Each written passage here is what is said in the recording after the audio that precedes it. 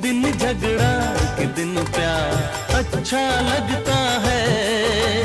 एक दिन झगड़ा एक दिन प्यार अच्छा लगता है। दिल में हाँ लब पे इनकार,